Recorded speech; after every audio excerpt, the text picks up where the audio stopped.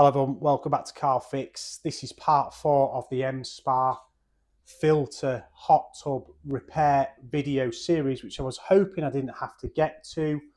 But after the hot tub running for a few days, after I'd fitted the impeller in the previous videos, I'm now thinking that the heater is actually blocked. So I'm going to make this video. If you want to see how I've got to this point of getting the case fully apart and taking it out of the hot tub, please go back and watch the previous videos. I'll try and remember to put it in the video somewhere so you can click and look. Because once you've got it down to this bit, you're going to have to remove this part, these sensors to get the heater out to have a look what the heater's like. And I'm going to explain step by step how to do that. That's enough of an intro. Like I say, go back and watch the other videos of how to get this stripped apart. There's videos on how to replace the pump and the impeller if your heater isn't clogged.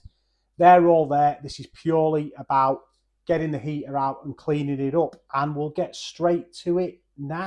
So first things first, we need to remove this. I guess it's the water tank. I'm not actually sure what that is. The pump, I don't know. And this, the board cover. To get down to be able to undo the screws and the brackets to get the heater out. It's a simple enough job. Just be confident. All you need is a Phillips screwdriver to do this and a flathead screwdriver to undo the Jubilee clips. So first of all, we want to remove the flow sensor. It is one screw to do that. So simple as that. Get that out. I've already just run through this, so I knew what I was telling you myself before, instead of going through the whole process of me figuring it out on video. You pull the one screw out, you pull the cap off,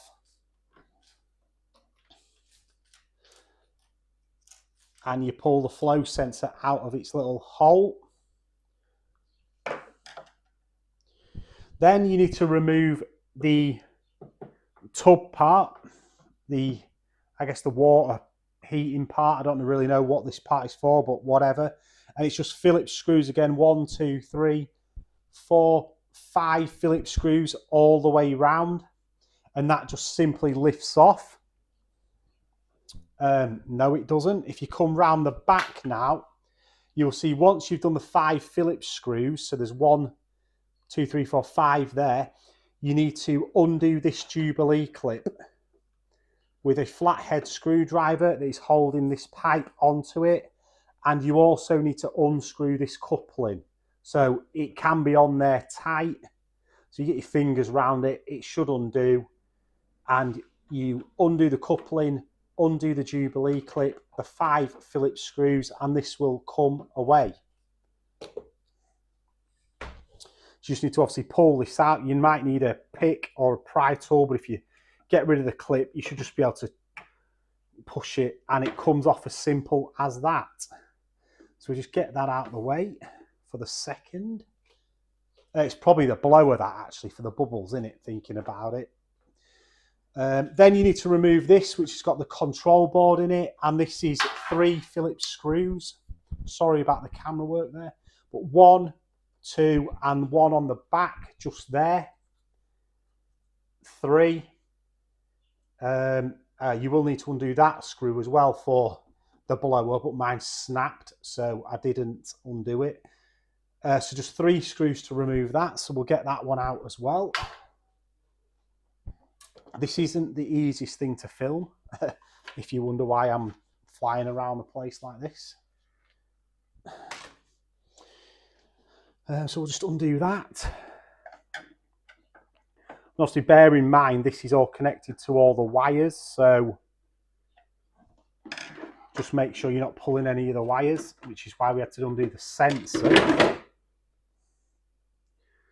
And that will come out of the way. So I'll take you back around the front where we can work now. So now we're down to the heater core. You can see it there, full glory. There is 1 screw in there, Phillips head screw, 1 screw in there. So 2 screws in the bracket over the outlet. And there is a screw there in this bracket and a screw down there in this bracket. So if we undo all them, 1, 2, 3, and 1 down the back, 4, this bracket then will lift off. This will be loose at this end. There's no screws in that end, but you do need to undo the flathead Jubilee clip there, which is holding the heater into the pump. So you undo the flathead Jubilee clip, and now the heater should pull out, and you can see, and you can get to the inside. So you just gently pull it. Again, you might have to pry the pipe off a bit.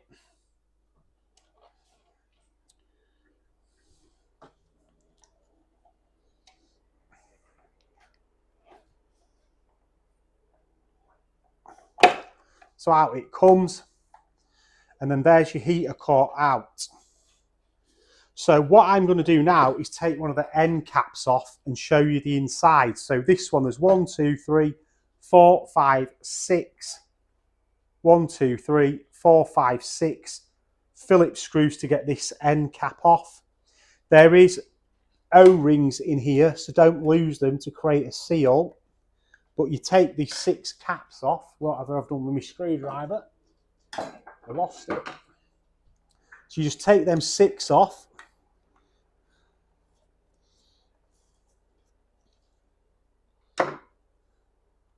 And you see what the state of the internals of your heater is. And I know mine is going to be disgusting. So it just pops off. You can see the 3 O-rings there. Don't lose them, we'll clean them up. But look at the state of that. And that will be why I have flow issues.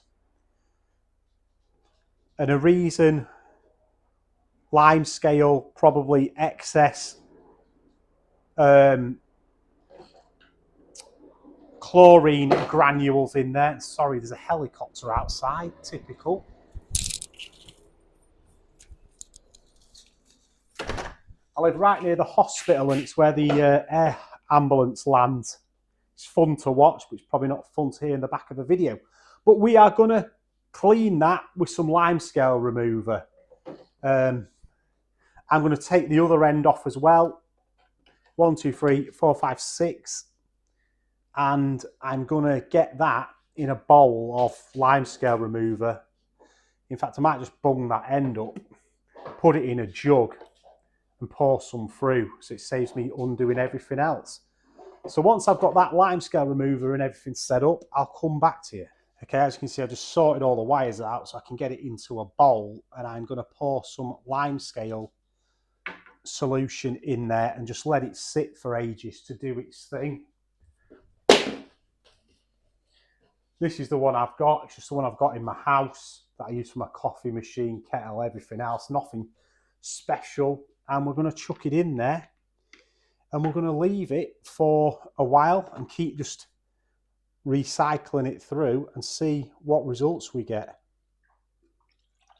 Because I think everybody can see that is definitely a reason why this is blocking my filter up. But I'll give that a scrub, a poke around in there, try and get rid of it all, and I'll come back to you when I've cleaned it all up. And I had to show you this. I've just taken the other end of the heater outlet off. This one is 6 spots again, but it comes off in 2 parts instead of 1. So this is the outlet part, and look at the junk in here. Look at that. That is all just from that small part. All that limescale and rubbish coming out of my heater. So clearly this is why there was a flow error. So let's get back to cleaning, and I'll get back to you again if I find anything crazy. Again, here, this is a great demo of why there is no flow. So now I've taken both ends off, I can put it in a jug so I can stand it in the limescale remover for a while. But look in that middle one.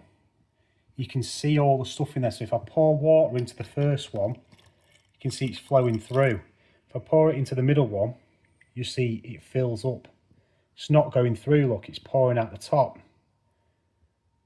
So that is definitely where the problem is. The middle heater core is super blocked.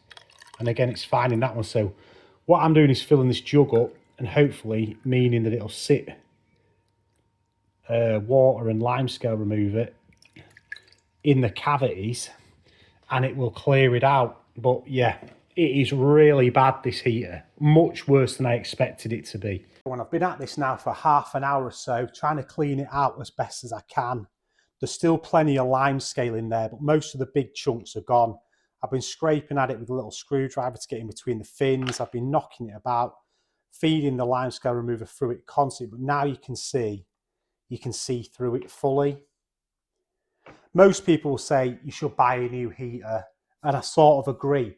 But the heaters for this hot tub are £100, and this heater works because I know when I hold the flow valves open and there is some flow going through it that it does produce heat. I've felt it in the last day or two since I've been using it.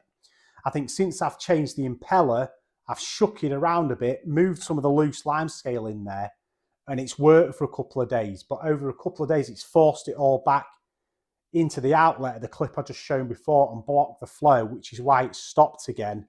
So there's nothing wrong with the actual heater apart from it's caked in limescale. So I'm going to clean up all the mating surfaces for the O-rings. I'm going to run a load of water through it to get rid of all the limescale remover and put it all back together the same way that I took it apart, and it will work fine. So if this is going to work for me for next year, and when I close the hot tub down this year, if I maintain all this stuff, hopefully I won't roll into these problems again in the future. But in case your heater has packed up or you decide to buy a new one, to remove it, you need to remove the two green and yellow cables there, and then inside of the control unit, inside of the other box we earlier took off, there's 4 screws to get the cover off. You just need to undo all the clips. All it is push fits. So you'll get a new heater with all the cabling that comes with it, the 2 yellow ground cables and these 2 white cables, and all you have to do is probably plug it into there, because that's where they go from, into the heater, the 2 grounds, and probably this black cable here. Where does that one go to? I'm doing this on the fly as a bit of an extra for the video.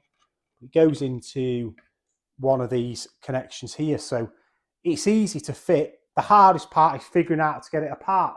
And once you've had it apart once, it really is easy to get in and out. It's figuring it out for the first time. And like I said, if you need to know how to get to this stage, how to get the case open, please go watch the previous videos. I've got 3 other parts on how to get it out the hot tub, how to remove the casing, how to change your filter and impeller, and now part 4, how to fully change or maintain the heater housing. So get it all back together, we'll get it back in the tub, and let's hope we have fixed all the E1, F1 error codes on our hot tub for good this time. Please like, favourite, subscribe, and I'll see you on the next one.